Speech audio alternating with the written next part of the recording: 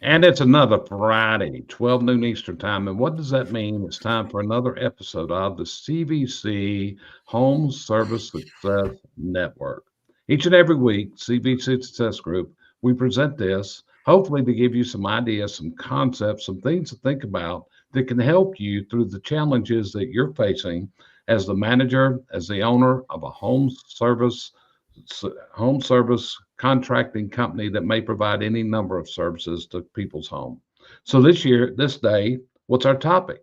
Our topic today is the question: just how good is your skill of listening?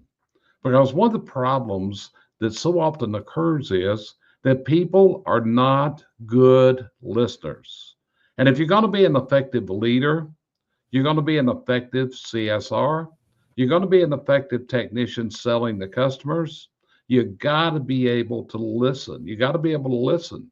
And you got to be able to come up with educated answers to the questions that arise. Not only that, you got to be very careful in your replies not to shut people down.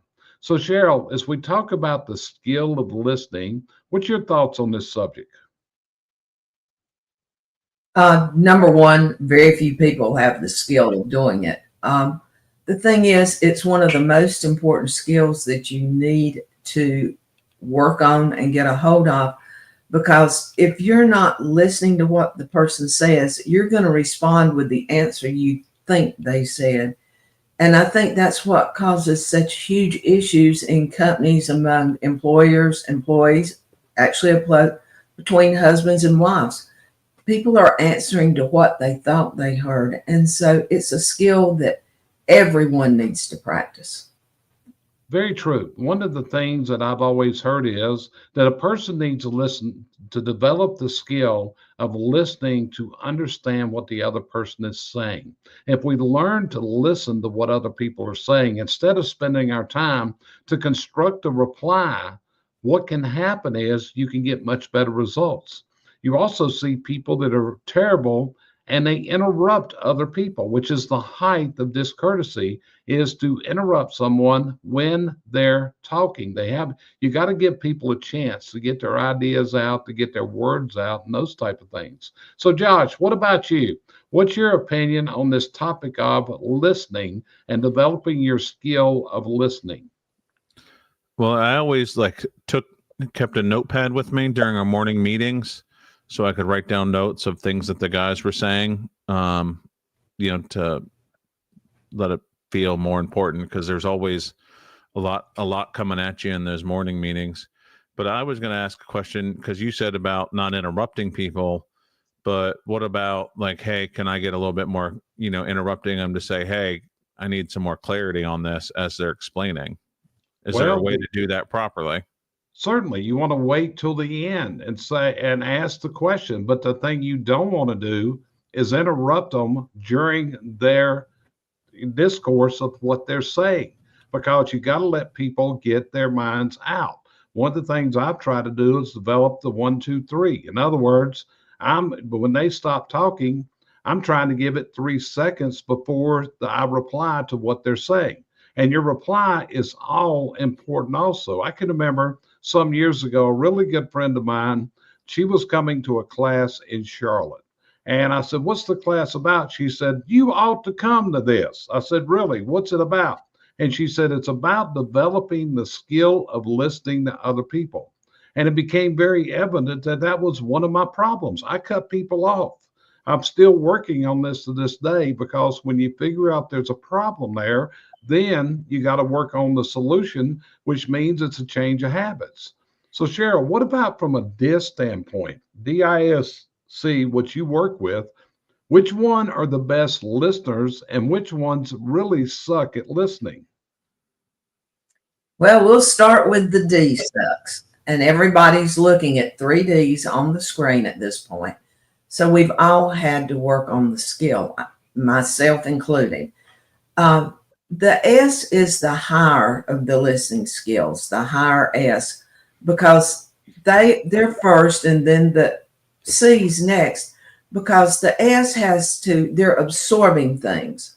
They want to hear everything before they respond. They want to make sure they're going to respond, because usually a high S is a higher C also, more leading toward perfectionism. So they don't want to be wrong.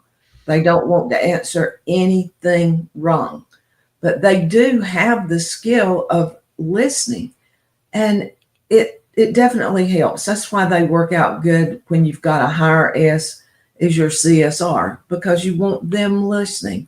You want people in, depending on what kind of a situation you've got in a bank, people need to have higher S's. And the good thing about it, the high S is the highest percentage in the world. So it's good that there are good listeners. Some people just don't listen because they choose to, but a lot of it's in your disc and how you're ingrained in what's in your course. So even if you're working on it, as all three of us try to do, there's times when you just skip the pond and you talk over someone. So I'm continually working on it. Yeah. So let me ask you this, Cheryl, to add to that. Part of this is listening to body language. The body language is something you tell people. So which would you use? And Cynthia Mannion, who's a real good friend of mine, I've been on her broadcast. She said, "Hey, Jerry Eisner, I like the 1, 2, 3 second rule. I will add this to my toolbox. Thank you. I'm continuously working on listening." So that's great, Cynthia. I'm glad you heard something that can be of a benefit for you. But Cheryl, what about the body language? What does that tell us? When I'm doing interviews, especially, or even just in front of somebody, I'm actually more of a body watcher than I am a listener. Body movement is probably why I'm as good at listening as I am, because that's what I'm watching. Your body says things that vocally the person's not saying. So if you learn a little bit about body language, you can hear the things that people don't say. So I suggest everybody start looking into body language, because there's no way to really control your body a lot of times when things go on. The FBI uses it all the time. Certain ways you look tells them that you're lying. Another way you look tells them you're searching for an answer. You and I both see people looking up like this when you talk to them. And I know you're always telling them, what are you looking for in the sky to answer? What they're looking for as a rule is an answer to give you that you want to hear. Yeah. So again, without even opening their mouth, if you pay attention to people, you can learn a lot and hear a lot. Okay. So Josh, let me go over to you. For years, you have a background on a retail showroom floor. You worked on one, you managed one, and many times consumers come in. Is it hard to get a showroom salesperson to listen to what the customer's actually needing? Yeah, I think that goes into qualifying. I had a kind of a decision-making tree. I had for qualifying customers. What is your one thing? A couple questions are: what is your dream, and what is your expectations? Dreams can be a lot of things. They can tell you, well, I want, porcelain tile, or it could be a lot of different things. What they have envisioned, and then what is their heat expectations? Because and I learned this the hard way. I had to take back an appliance one time because a customer went from a 40,000 BTU vent-free log that just pumped, tons of heat into the home to a gas insert, which, as everyone will tell you, that's a much better product. But, they were really unhappy because they did not, the heat output went way down. You figure they had a smaller fireplace, had to go to a smaller unit. So they lost, over 50%. And I didn't do a good job qualifying, with that. And that was one of the reasons I developed that tree, is like, and like, if someone also, just for meeting expectations too, is like, look what kind of stove they had there before.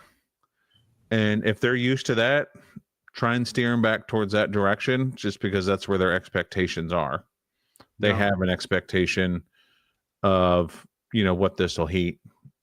Yeah. And that takes me back to my days on the retail showroom floor when I have people come in and they would tell me how great the wood stove was they had. Man, I got a Craft and it does a heck of a job, or I got an Apache, or I got a Buck stove, or whatever it was. And it really developed a problem within my mental ability to listen, because it's like, if I got to hear this story again, if I got to hear this once again, people coming in to tell me their stories, because in my mind, I'm thinking, well, if it's so great, what are you even doing here? And I think that Exactly. goes down to the listening and being able to understand what people's desires are. And if you do that, you can understand what their fears are. I mean, a lot of times when I was working a retail showroom, somebody would come in and they would have a fear of gas being in their homes. And after a while, I came to the conclusion that if someone has this fear, it's going to be hard to ever put this to bed to make this sale, because they have a fear of gas. So what we got to be doing, because people do have fears. I talk about this in some of my sales classes, that when somebody is not doubting you, there's a perceived risk in their minds. And if they have this perceived risk, there's words you can say that can actually raise a concern, because it brings up past experiences in their life, such as the word warranty. When you say the word warranty, many people start thinking about past warranties that they've had on product that didn't work out for them. So it can be a misnomer whenever you start talking warranties. You got to talk about, put this in the light and watch the customer's reaction whenever you tell them something, watching their eyes, watching their body language, whatever. So, but these are the type things that you have to do to be successful. You've got to do this to be successful. Have another one of my friends just chimed in, Mr. Doug Wing of the Little Giant Ladder Company. His dad was the founder of that and brought that to America. And we've actually had Doug as an interviewee on our show before. So Merry Christmas to you, Doug. I appreciate you being here with us today. So Cheryl, what about you? You got any additional thoughts on the topic of listening? My main thing is, I think everyone needs to work on it. It's not something that's going to come overnight. It's going to take time. The main thing is the talking over people. When you realize you have driven into the center of a person's conversation, you're having problems with effective listening. So pay attention, make it happen, and the whole world would be better if everybody could listen. Okay, fantastic. And Cynthia just shared a book with us about body language right there. So Cynthia, appreciate your participating in our broadcast today. Thanks for being there. Josh, any final thoughts from you on the subject matter of listening and where we've got to develop this skill in ourselves? You can super glue your lip shut. Super glue your lips shut. Well, that might be something for you, that we need to buy some super glue in the big dispenser there, Josh. Hey, what can we say? I will say, someone with ADD, I get excited sometimes to tell you something, and I will lose that thought if I don't spit it out. Yeah. And understanding that there's a lot of people out there with ADD, and it's not necessarily them trying to be rude. It's just, if I don't get this out, I'm going to be, I'll forget why I walked up the stairs in 2 seconds. Right. Now, I want to go one different direction with this, which is the reply. When someone has spoken and they have told you, and believe it or not, the most idiotic words that you can imagine, the worst thing that they could come up with, how do you reply to them in a way that doesn't upset them? So Cheryl, what would be your way of somebody coming up with an idiotic, statement that you're following and listening? How would you reply to this? A lot of times I act like I didn't hear them. I'll just say, could you repeat that so I can get the right response? I don't want to misunderstand you. I'm not rude enough to say, that made no sense in the world unless it comes back out the same way. But a lot of times people, especially D's, are talking faster than their mind's working, a D and an I. So a lot of times, if you just let them think you didn't hear, they will back up and respond a lot of times in the way that you can do it. And then let's face it, some questions are just idiotic. Yeah, that's what I'm talking about, the idiotic responses. So you would ask them for clarification. Okay, Josh, what would be your first answer, first words out of your mouth when an employee comes up with the most ludicrous thing that you could imagine to tell you? What's your first response? I'm probably just going to go, and you're going to see it on my face. And I think I usually just clam up, really. If I don't, I kind of, go by the, if you don't have anything nice to say, don't say anything at all. Okay. I just tend to clam up and just go, okay. Or you're like me when your eyes are rolling back in the back of your head. They have no way to accept the acknowledge that you didn't understand. Right. But here's the whole thing. Once you do the things that you're talking about there, you're going to shut down the person. A lot of times we're going to shut them down to where they're not going to share their ideas with us. So something I learned a long time ago was to share the following with somebody. That sounds like a fantastic idea. Tell me how that's going to work. Or, that was really good, but let me give you another point of view to think about. Because the first thing I've learned for years ago in coaching training, you have to engage in a worthwhile conversation. You got to start off by complimenting someone, even when they brought you the most idiotic thing that you can imagine, something you're rolling your eyes in the back of your head, something that you're thinking like, how in the world did you even think of that? But at the same time, how can you say something nice as your first reply? What do you think about that, Cheryl?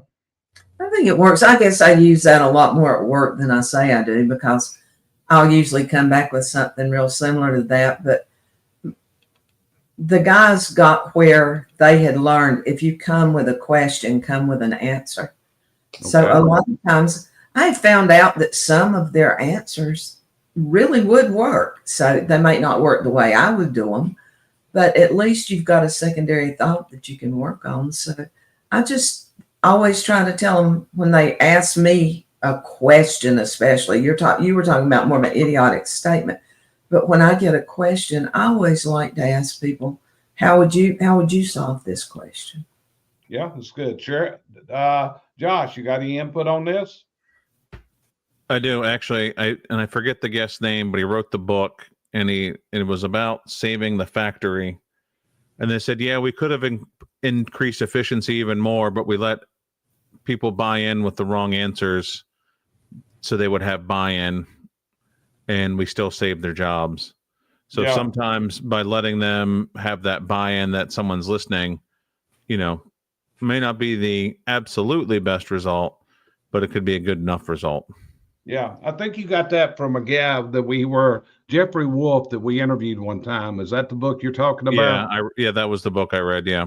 Yeah, Jeffrey's a very intelligent guy, and that book's, like I said, I don't have the name of that book right in front of me right now, but we did interview him on a past episode. It was very, very interesting to see what Jeffrey did in that particular book, and where they had 30 days to save the company or it was going to be shut down. It was a very good interview. In fact, I want to get Jeffrey back on one day. If you're out there listening, Jeffrey, I want to get you back on one day, see how the world's going from your point of view. So anyway, there's an idea for you today. If you want to increase your leadership skills, if you want to increase your sales ability, if you want to increase your ability to get along with other people, how to win friends and influence people, as Dale Carnegie wrote, maybe you got to look at your skill of listening.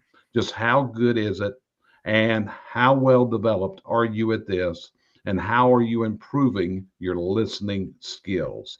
And with that, we're going to thank you for being here today. As always, it's an honor, it's a privilege, and it's a pleasure. And we're heading into the holiday season over the next few days. Next time we're with you, Christmas will be past us. So we hope you have a safe, a joyful, a very happy holiday, that you enjoy time with your loved ones, and everything is working very well for you. And as we head into the year of 2025, it's time to start with those new thought processes of how you're going to move to a higher level in 2025. So appreciate you being here. And we'll see you next time on the next episode of the CVC Home Service Success Network. Thank you for being there. It's an honor, it's a privilege, and it's a pleasure, as always.